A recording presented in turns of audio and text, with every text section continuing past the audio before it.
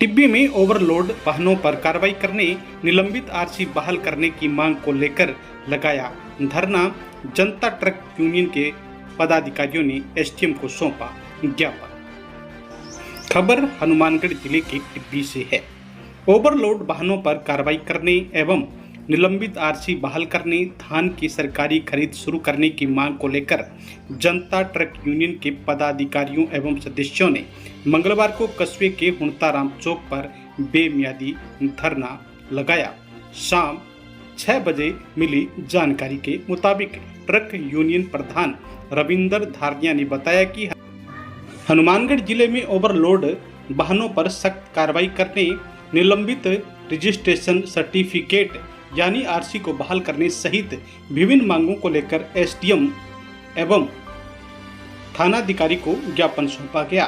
सौंपे गए ज्ञापन में लिखा गया है कि हनुमानगढ़ जिले में ओवरलोडिंग की समस्या दिन प्रतिदिन गंभीर होती जा रही है।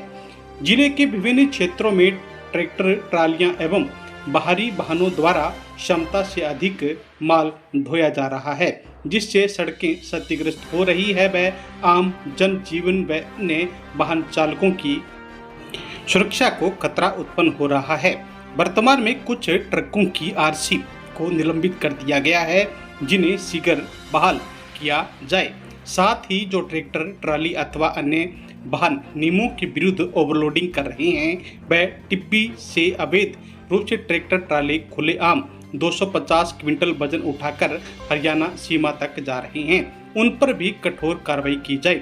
ज्ञापन सौंपने वाले प्रतिनिधि मंडल में ट्रक यूनियन प्रधान रविंदर धारिया के साथ गुरजीत सिंह, पप्पू खां, गुरविंदर सिंह, हाकम खां, राजेंद्र कुमार, मुस्तफा, सुशील कुमार, सुभाष सहित अनेक यूनियन के सदस्य मौजूद रहे। जनता ट्रक यूनियन प्रधान रविंदर धारिया, आज हमने एसडीएम साहब टिब्बी और सीआई साहब को ज्ञापन दिया है, तो जिसमें हमारी वाजिब मांगे हैं। एक तो जैसे सुजानगढ़ और रतनगढ़ के अंदर जो आरसियाँ कैंसिल की गई है वो बहाल की जाए।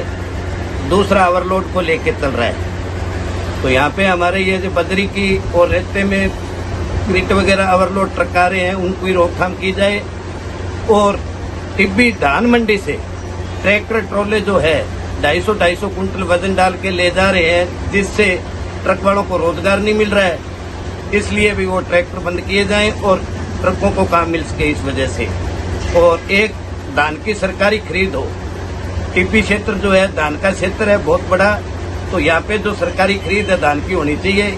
ये हमारी कुछ मांगे हैं। ये हमने आज एसडीएम साहब को ये ज्ञापन दिया है और हम अनिश्चितकालीन धरने के ऊपर बैठे हैं। दूसरा, जिला ट्रक एसोसिएशन की तरफ से आदेश है, अगर 25 तारीख तक हमारी मांगे पूरी नहीं हुई तो हम 25 तारीख को सभी ट्रक जिले के जितने भी है वो सभी ट्रक हम कलेक्ट्रेट के आगे रोकेंगे और चाबियां जो है कलेक्टर साहब को सौंप देंगे। धन्यवाद। जय हिंद। ट्रक यूनियन टिब्बी, हमारे प्रधान जी रविंदर जी धारिया, हम सब लोग मिलके ट्रक ऑपरेटर और यूनियन के साथ हैं। जैसे कल बहुत भारी मीटिंग की गई थी पल्लू में, तो वहाँ भी हम लोग सब पहुँचे। हमारी ट्रक यूनियन हनुमानगढ़ जिले की बहुत बड़ी संस्था है, यूनियन है, तो इसके सारे संघ हैं। अगर प्रशासन ने जो रतनगढ़ और सुजानगढ़ गाड़ियों की आरसी खत्म की है, उनके विरोध में हम लोग, अगर सरकार नहीं मानी तो 25 तारीख को कलेक्टर साहब को सब गाड़ियों की चाबियां सौंप देंगे। क्यों? हमारे कुछ सुनने वाला नहीं है।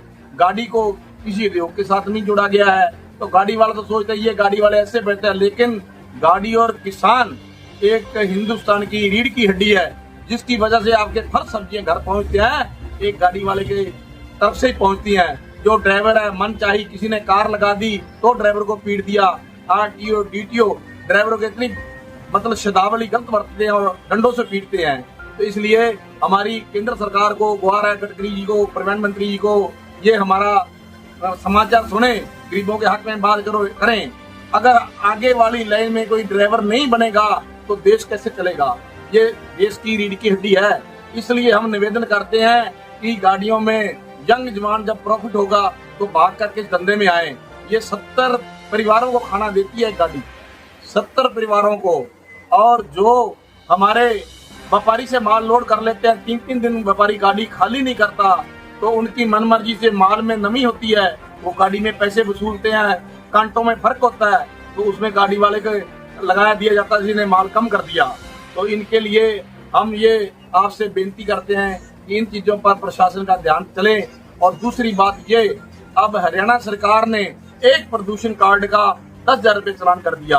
अब बताओ गाड़ी वाले की इतनी कितनी कमाई है, जो एक अधिकारी 1 लाख रुपए महीना कमाता है वो भी गाड़ी वालों के हाथ में देखता है। दूसरा नंबर, अगर गाड़ी वालों से 3-3 रुपए वसूली व्यापारी लेबर को दिलाता है, लेबर को 3-3 रुपए क्विंटल का गाड़ी वाले को देना पड़ता है, जो लोडिंग करता है और अनलोडिंग करता है, 3 रुपए प्रति क्विंटल के।